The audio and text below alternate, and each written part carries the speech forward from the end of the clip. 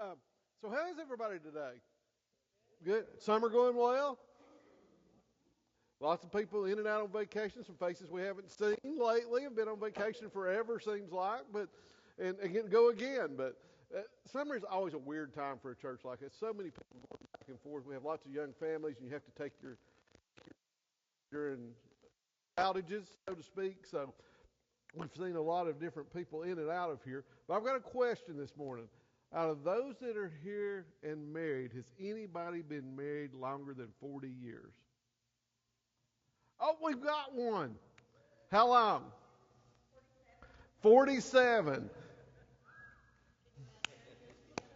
Yeah, can you add them together? Yeah. Karen and I have been married 41. We weren't sure if we were the oldest married couple or not yet, but that's cool. That is an unusual thing these days, and we're going to talk a little bit about that. But today I want to talk a little bit about commitment in marriage and sometimes how compromise plays into that. But the first thing I want to do is read you a verse. There's no slides today. This is more of just kind of a casual talk thing. But this morning I want to share just two verses with you. The first one is the one I want you to really remember. It's Genesis 2:24. I think most people have heard this one. Therefore a man shall leave his father and his mother and hold fast to his wife, and they shall become one flesh. That hold fast to the wife is a symbol of what? Commitment. It's not a thing that you get in and out of easily. Holding fast means you are committed. Now, commitment is not popular these days in a lot of circles. You know, I was trying to think of the best example I could have of commitment and how that works, and Bubba came to mind of all people. Commitment, yeah. Some of you may not know, Bubba has done some crazy things on motorcycles in the past. And I had to think about that because I've seen some of the things he's done on video and things. This is pretty typical of anybody that does stunts like this. Bubba, when you're doing a jump, there becomes a point, right, that you are committed. There's no turning back, right? You get there and there's no turning back. So you're going to go do this jump over buses, water, whatever it might be. So you're committed. You get there and it's on. What are the two possible results? Success, crowd cheers, or you crash and burn. That's the two things. Our problem these days is so many people are fearing the crash and burn part that they won't do the commitment part. They're like, oh, I'm going to be committed. This is going to be a forever thing. I don't think I can do this. What happens if something goes wrong? I don't want to do this. And we're going to talk a little bit how through time our view of marriage and things has changed, and some things that Karen and I have done that may be different than what you've done. But just wanted to share these things today. Starting in 1956, the median married age for men was 22 and a half, and women was 20.1. 22 and a half for young men, 20.1 for women. In 2023, that age had changed to 30.2 years old for men and 28.4 years old for women. That is a tremendous difference in when you're getting married. How many of you thought you were very mature at around 21 years old and had it all figured out? How many of you actually were very mature and had it all figured out? We've got one. And she has an engineering brain like me, so I'll accept that. But yeah, that's one of the things that's changed so much. People are getting married later. Wall Street Journal says this. It says, success requires years of preparation before tying the knot and still more years of dedication thereafter.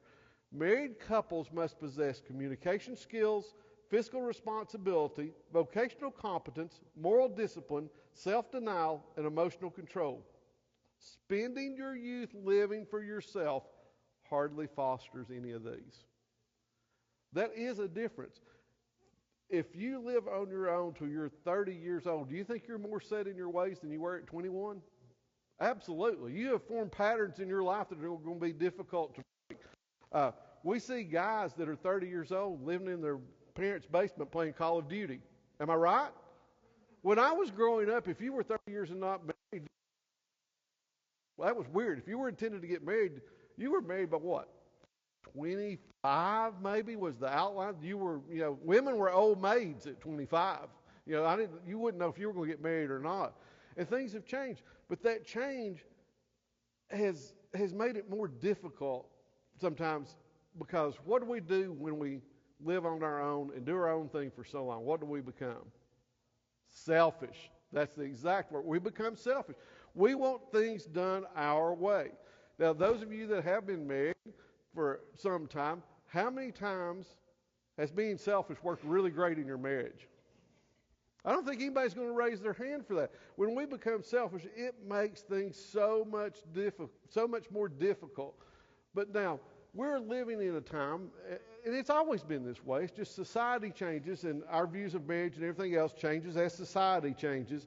Society today encourages selfish living and living for yourself. Does it not? Anything you say, if you are successful, you are living whose dream? Your dream. It's not our dream as a married couple. You're living your dream, and you're becoming successful, and you're becoming your own man or your own woman. You're doing all these things on your own that only encourage selfishness. If you're not successful and happy, there's something wrong with you. And you need to change your life to be successful and happy. Well, happy isn't all that great sometimes anyway.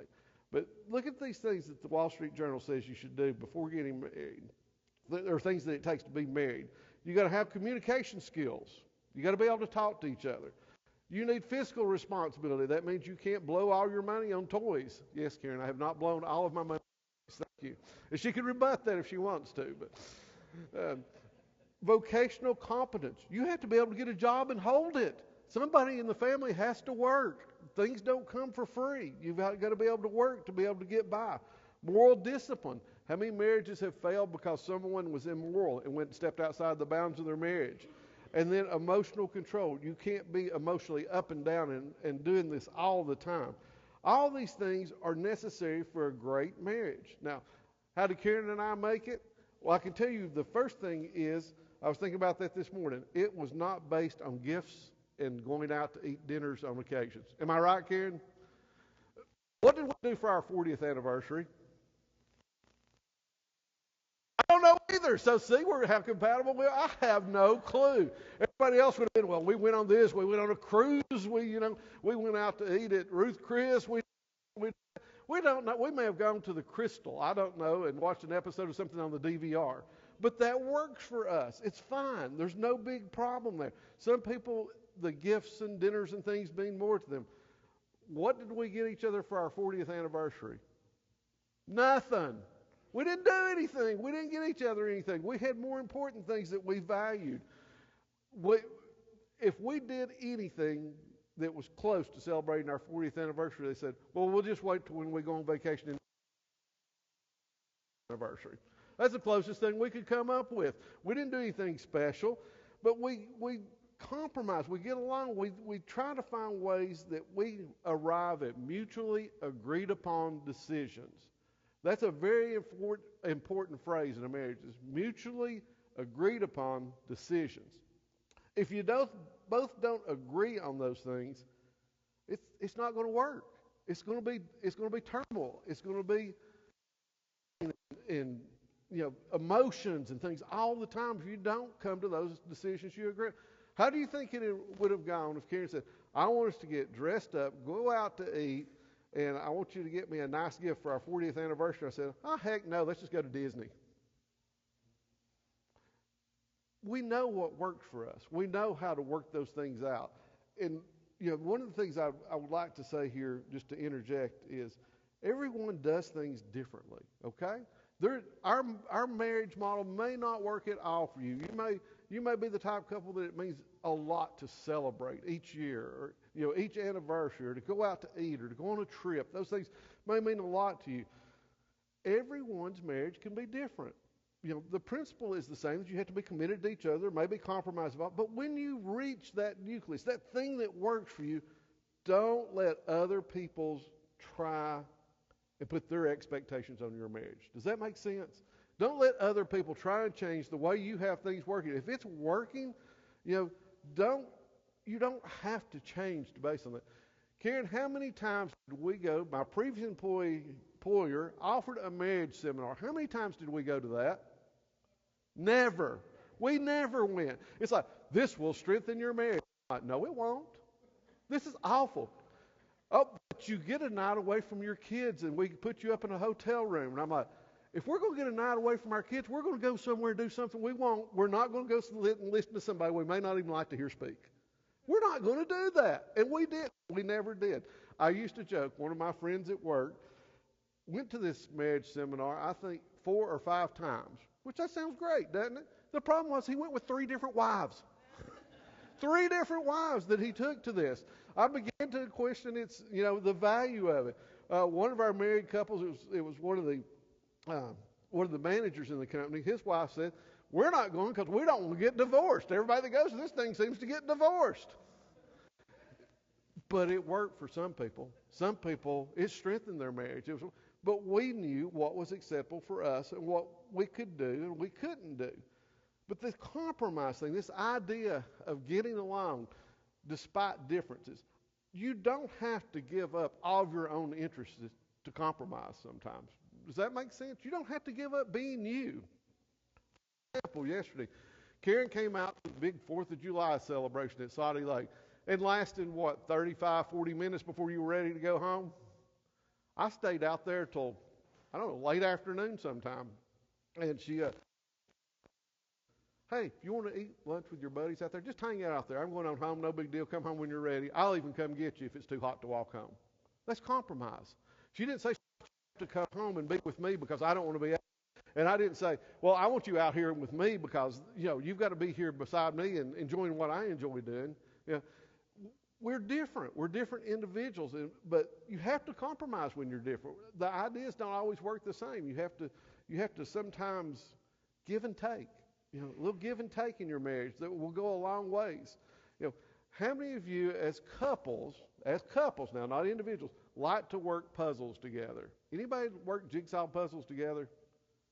Okay, cool then. I'm not abnormal because Karen loves to work jigsaw puzzles. And I see people post on, "Oh, me and my spouse, we did this jigsaw puzzle together."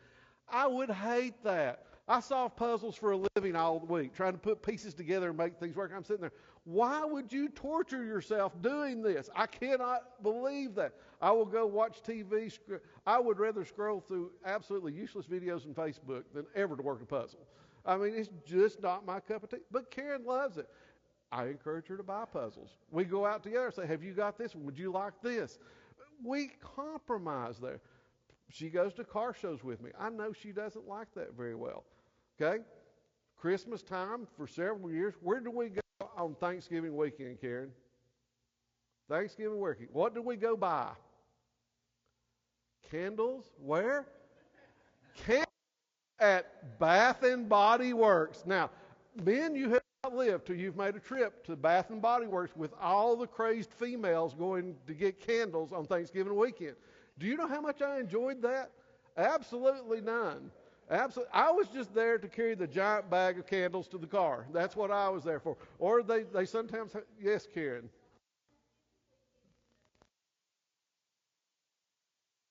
First Saturday in December. So if any of y'all are interested this year, it will be the first Saturday in December. I mark it off on my calendar and know I have to go help carry the candles. But actually, Karen has slacked off on that because we're going to have to build an extra candle room in the house if we go any further, just like for some of my hobbies. But yeah, we compromise there. Guess where I like to go? Academy Sports and Bass Pro Shop. That's 2 of my favorite places. I'll go in there. I could look at guns and fishing rods and outdoor gear and all that. You know how much of that Karen likes? Absolutely none of it. You know what my delight in life is to go to either Bass Pro Shop or Academy Sports, and Karen finds something she likes and buys it. Oh, it is one. I don't ever find anything there. I don't know what you see in this store. And she'll come, "Oh, look what I found." Oh, that just does my heart good. It's like, yeah, see, you bought something myself. I will say I have never gone in Bath & Body Works and bought anything on my own. Never, ever. But I have seen her buy things at both Bass Pro and Academy. So at least I get a little excuse to go there and you might find something you like. You never know. So, but it's compromise. We do things differently. We do them together. And finally, just this last piece about compromise and how to have a successful marriage, and then we're going to continue on some more things about statistics and things about marriage. Proverbs 21:9. Does anybody know that verse? Every married man, this should be your life. Proverbs 21:9. Better to live on a corner of the roof than share a house with a quarrelsome wife. That's what it says. This proverb knew that if you don't learn how to compromise, if you don't know how to live together, it is awful. You'd be better off living on the upper corner of your roof than living down here with this wife because y'all don't get along. It's a fact of life. And the proverb writer realized that there are tough things out there, that marriage is hard, that it's not an easy thing. But, you know, what has changed? Let's get to where these are all great things, but I'm talking about things that worked 40 years ago in marriage. Do you think those things work today? Some of the principles do, but a lot of things have changed, right? Do you think people that are looking to get together, that are looking to get married today, have the same life views and outlook as I do? Absolutely not. Absolutely not. I've noticed things just so different when you start working with younger people. I am probably one of the oldest people on our campus at school. I work with a lot of young teachers. They have very different views, very different opinions, very different life outlooks than I do. And it starts, you start thinking about things. But what has changed?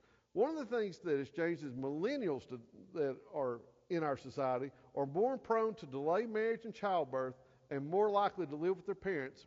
And this is why we have decades of decline in our marriage rates. Is it started with this principle? I'm going to get married till later in life. I'm going to live with the parents. The joke about the guy that plays Call of Duty in his basement. While that's a stereotype, it's very true. Young men don't get out like they used to. I wanted, as soon as I could get out and be on my own, before we were married, I owned a mobile home that we could live in, and all we had to pay was lot rent. And now, I know economies have changed and things, but that was my goal. I didn't want debt, even when we got married. I was trying to finish up college and get out as soon as I could to try and get out and have a successful marriage. Things have changed today. Our younger society looks at it. Gen Z comes along. They have this aversion to marriage, and it stems from America's failure to prepare youth for marriage. Okay, people that are, let's say, 50 and older, how many of you felt that it was your parents' expectation that you grew up and got married? That's pretty societal standard in people this 50 and older. Their parents were saying, hey, we're going to raise you, it's important to find a spouse, you'll rear.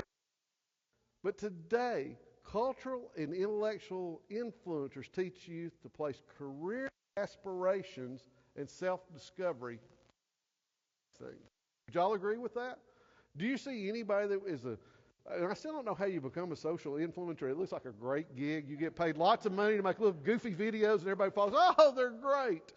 You get to do that. But it has changed.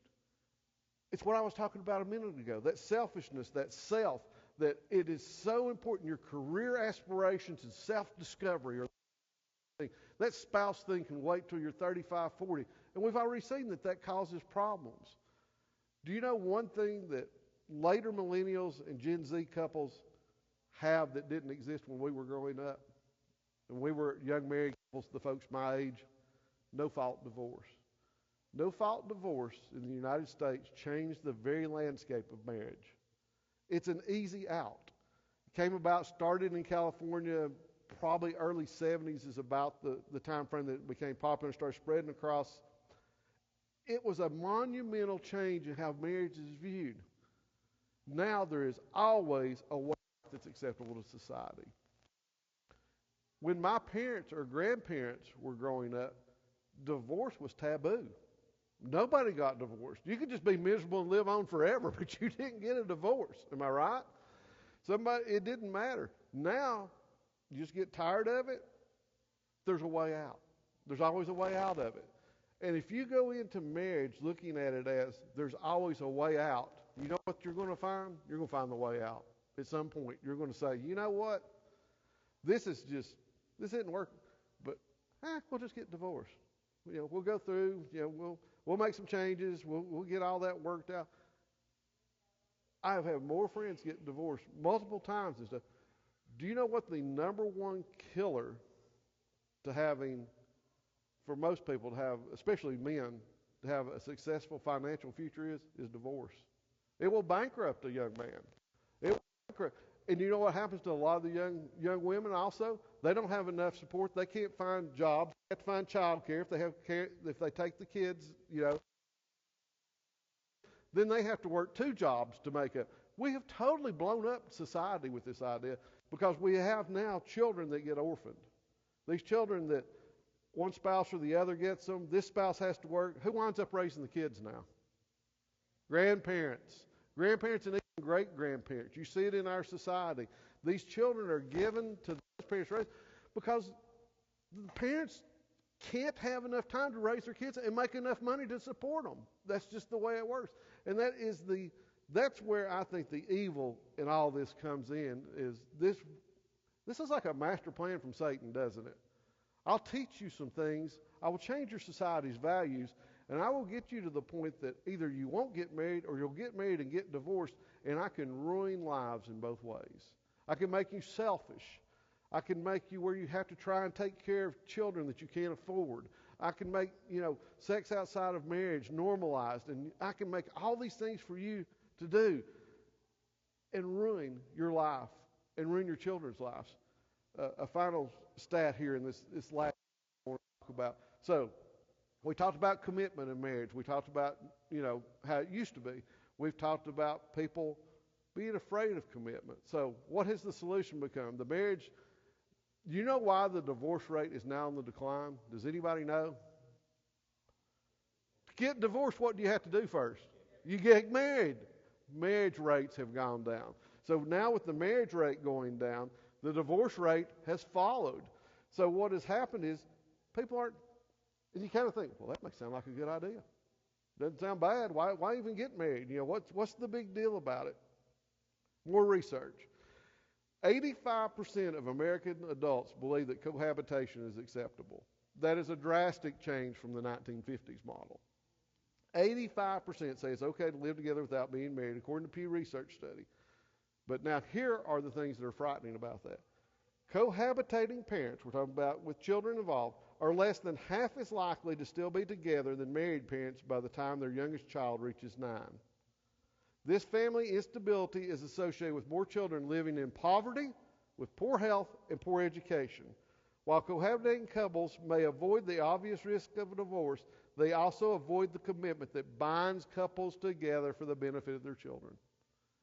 That change is raising generations of children now that are growing up in poverty, with poor health, and poor education, because there's no parents to take care of it. Everybody's trying to do the best they can, and they can't take care of these kids.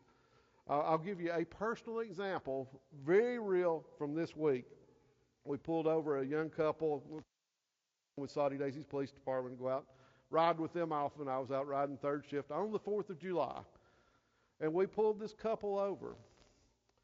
They were seriously committed. They had been dating for 3 days, they told us. Now, that's, 3 days commitment already. And we asked, do you have any drugs in your car, sir? Oh, no, we don't have any. We don't do that. The guy's line to us was, I don't do that stuff. I have. Think about this. Go on. 4 kids. He had 4 kids. Now, any of them hers. I don't know if she had any kids or not.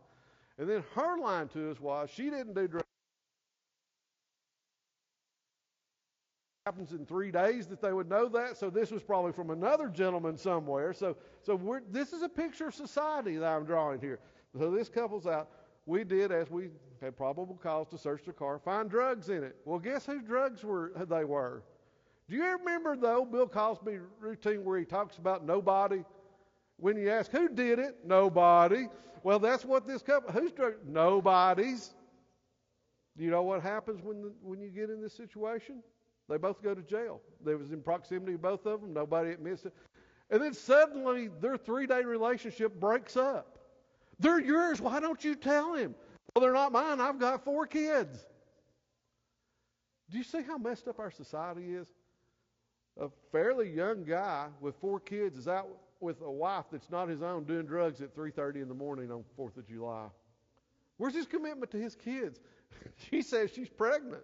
Why is she out with this other guy? Excuse me. But these are things that are born of our new societal view and our lack of commitment. Do you think those people had any commitment to each other? Absolutely not. They were just out having fun, they thought.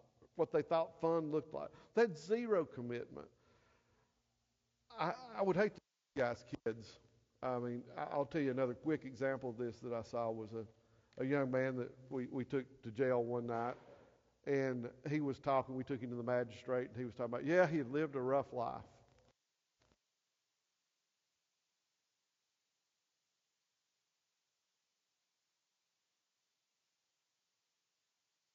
He had raised 21 grandchildren from those broken marriages. Lack of commitment is killing our society. Lack of commitment is absolutely ruining the moral fabric of our society, and children are suffering from it. Do you think kids are better off today than they have been? No, I don't see it. When you see what it does to kids, it's horrible. But we all know these things don't work out, and this is not to slam people that have been married more than once. Things happen. I understand that, but if you are currently in a marriage today, you owe it to yourself, and you owe it to your children, to stay committed, to find those areas where you to be able to live together in harmony, to figure those things out. We talk about children in child custody. My parents always encouraged me in this story is, why my parents never got divorced? It was because of me. This is what my mom has told me. She said, we never got divorced because of child custody issues. Nobody wanted to keep you. That's how bad of a kid I was. So mom is always encouraging. She will still say to this day, that's the reason we stuck together. Nobody wanted to get stuck with Scott. So, but, we joke about that, but there are parents that do crazy things. But I want to leave you with this same verse that we started with, Genesis 2:24. There's one purpose for marriage, and this is it. A man shall leave his father and his mother and hold fast to his wife, and they shall become one flesh. When you become that one flesh, things in your marriage get easier. Do you have to talk yourself in? Do you have arguments with yourself often? I don't. That my flesh, my own self, I pretty much go along with what I say. When you get one flesh in marriage, you become like that. You start communicating. You agree on things. Now, there are things that we will never agree on, and there are things that cannot be suggested. Where are we going to eat this afternoon? The universal marriage question that nobody can answer, that's one that will go down. We will have to ask God the Father when we get to heaven. How are we supposed to handle this? We can't. This is every Sunday afternoon. Where do we go? But you laugh. There are couples that would have fights about that. We just kind of like, I don't know. We may wind up going home and eating a sandwich. Who knows? But you've got to do what works for you. You've got to find what works for you. You've got to figure out how to make it last. How to take that commitment that you've made, and don't fear to make that commitment either. Don't fear that you're going to crash and burn on the other side. Look at it, the thing. If I have faith in God, who's going to help you make it through those tough times? Who's going to help you honor that commitment? Most of us that are married got married in a Christian ceremony, correct? It was a Christian. We made a vow to each other and to God. John talked a little bit about vows the last time he spoke. We made a vow not only to our spouse, to God, that we would be committed to each other and committed to Him. And if we will look at it like that, it will revolutionize your marriage, your life, and everything else. If you will honor God in that commitment and figure the ways that make it work. Like I said, God's a big God. He can figure out how to make things work in your marriage. It may seem impossible right now. God will make things work. Yeah, Dylan, do you have a question? Fireproof, yeah, great movie. Great movie. What's the other one with the police officers in it? Courageous. Both great movies about relationships and how things work. Very good example. But as we close out today, let's just pray that God will revive that commitment, not only among our congregation, but among all of society, that we will figure out how to make these things work for God.